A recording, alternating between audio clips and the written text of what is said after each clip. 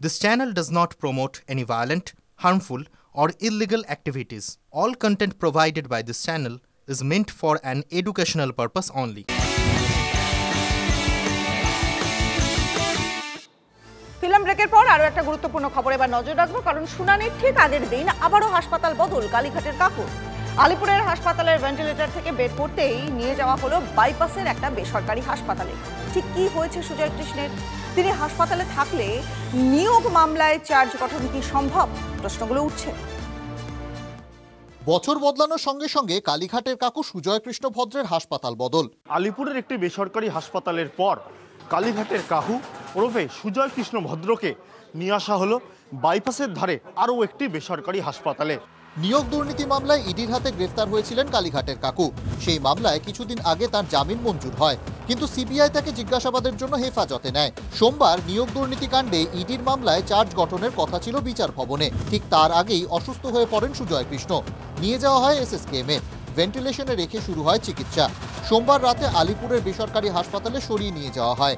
বুধবার শারীরিক অবস্থার উন্নতি হতেই ভেন্টিলেশন থেকে বের করা হয় তাঁকে। আদালতের নির্দেশে বদল করা হয় হাসপাতাল। আমরা হাসপাতাল সূত্রে যেটা জানতে পাচ্ছি যে সুজয় কৃষ্ণ ভদ্র যে বেসরকারি হাসপাতালে ছিলেন সেটি মূলত কার্ডিওলজির পরিষেবা দেওয়ার ক্ষেত্রে একটা সুপার স্পেশালিটি হসপিটাল, কিন্তু তার অন্য যে শারীরিক সমস্যা রয়েছে, নেফ্রোলজি, এন্ডোক্রিনোলজির যে সমস্যা রয়েছে, সেই ধরনের সুপার স্পেশালিটি সাবজেক্টের পরিষেবা দেওয়ার ক্ষেত্রে সুজয় কৃষ্ণ ভদ্রের যে শারীরিক যে অবস্থা, সেই জন্য এক ছাতার তলায় যাতে সকল চিকিৎসককে পাওয়া যায় সেই রকম একটি হাসপাতালের পরিকাঠামো প্রয়োজন, এবং সেই জন্যই ফুলবাগান থানার অন্তর্গত এই বেসরকারি হাসপাতালে তাকে স্থানান্তর করানোর জন্য সুজয় কৃষ্ণ ভদ্রের পরিজনেরা আদালতে আবেদন করেছিলেন এবং আদালতের অনুমতিক্রমে এই স্থানান্তর। কালীঘাটের কাকুকে নিয়ে এই টানাপোড়েনে আরেকবার অনিশ্চিত হয়ে পড়ল নিয়োগ মামলায় চার্জ গঠন প্রক্রিয়া।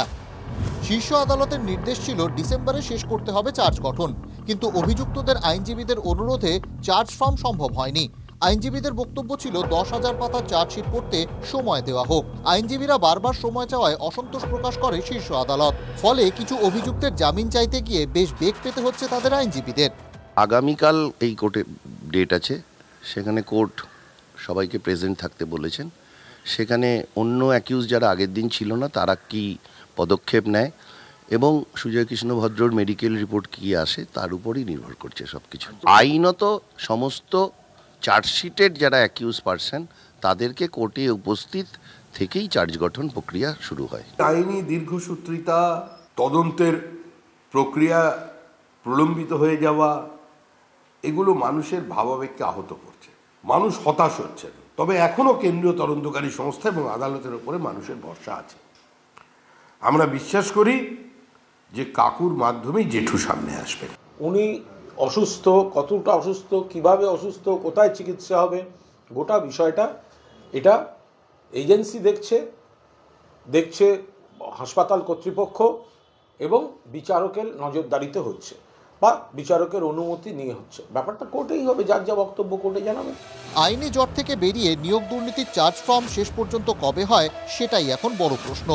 Bureau report, TV9 Bangla.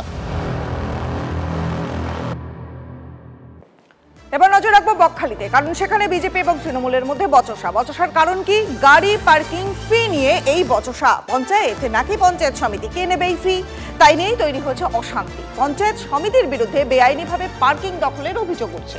অভিযোগ অস্বীকার পঞ্চায়েত সমিতির সভাপতির। পার্কিং লট কার দখলে থাকবে? বিজেপি পরিচালিত ফ্রেজারগঞ্জ পঞ্চায়েত নাকি তৃণমূল পরিচালিত নামখানা পঞ্চায়েত সমিতি?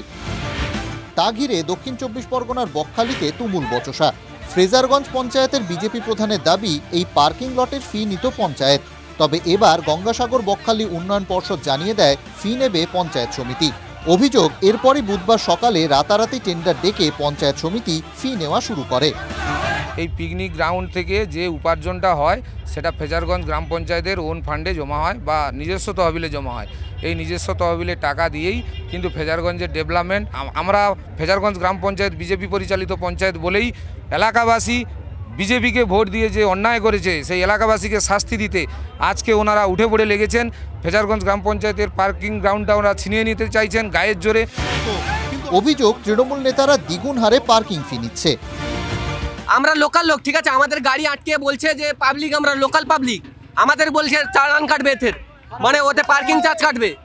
হ্যাঁ, পঞ্চায়েত সমিতি, এদের কি রাজ আছে? আমরা লোকাল লোক, এখানে ব্যবসা করি আমরা।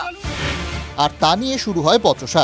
বচসায় জড়ান বিজেপি পরিচালিত ফ্রেজারগঞ্জ পঞ্চায়েতের প্রধান ও তৃণমূল পরিচালিত নামখানা পঞ্চায়েত সমিতির সভাপতি। এই জায়গাটা নিয়ে এটা কিন্তু জিবিডি আমাদের কাছে হ্যান্ডওভার করেছে। এটা কোনো গ্রাম পঞ্চায়েতের কোনো ল্যান্ড ছিল না, এটা পঞ্চায়েত সমিতির ডেভেলপমেন্ট করে পঞ্চায়েত সমিতির ল্যান্ড ছিল, পরবর্তীকালে জিবিডির কাছে হ্যান্ডওভার হয়েছে। একটা প্রধান আইন মোতাবিক চলবে, একজন বিডিও আইন মোতাবিক চলবে, একজন সভাপতি আইন মোতাবিক চলবে। পরিস্থিতি সামাল দিতে পৌঁছয় বিশাল পুলিশ বাহিনী। শুভেন্দু হালদারের রিপোর্ট, TV9 বাংলা।